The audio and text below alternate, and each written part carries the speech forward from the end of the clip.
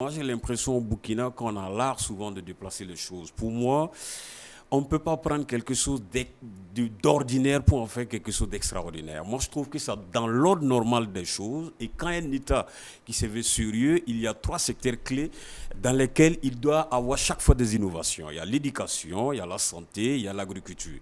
Donc, pour moi, quand j'ai vu cette décision, je me suis retenu et dit, mais bon Dieu, si nous sommes en 2024, toujours dans des décisions pareilles où tout le monde applaudit, c'est qu'à quelque part, il y a un problème. Ça veut dire qu'à un certain moment, il y a des gens qui ont failli à leur mission. Parce que dans un pays normal, il y a des choses qu'on n'a pas besoin de faire tambour battant, rentrant un peu dans le bien-être des populations. Parce que quand on vient au pouvoir, c'est pour offrir de plus mieux à sa population. Ça, c'est la première chose. Deuxième chose, c'est le fait de prendre la décision. C'est vrai, c'est une bonne chose, mais est-ce qu'en amont, on va mettre tout ce qu'il faut comme matériel et ressources humaines pour permettre aux gens réellement de répondre à la demande? Parce que quand on parle de baisse, de réduction, ça veut dire que la demande aussi va augmenter parce qu'il y aura beaucoup de patients. Est-ce que réellement il y aura ce travail qui sera fait au niveau du matériel et des ressources humaines qu'il faut? Et ce problème aussi, c'est pas à Ouaga et à Bobo uniquement. Est-ce que réellement, dans les autres santé, Centre de santé hospitalier en région. en région, est-ce qu'il y a réellement ce matériel? Est-ce qu'on pourra prendre en charge tout ce monde-là? Ça, c'est le troisième aspect de ma réponse. Ensuite, j'ai l'impression qu'on est en train de déshabiller Pierre pour habiller Paul. Parce que quand vous prenez la sortie du ministre en charge de la Santé, M.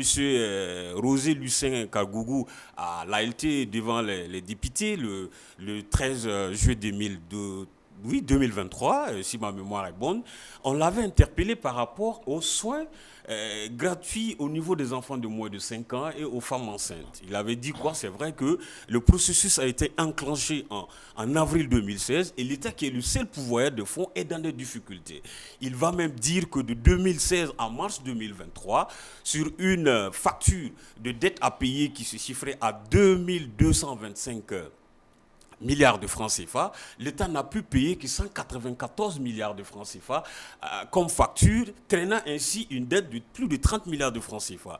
Et cette mise en œuvre de la politique concernait 2328 centres hospitaliers publics et 29 structures privées au niveau de la santé. Et vous voyez qu'il y a une note qui est bien sortie avant cette décision, disant de suspendre l'offre de soins gratuits au niveau des structures privées. Est-ce que ce n'est pas une manière de déshabiller Pierre pour habiller Paul?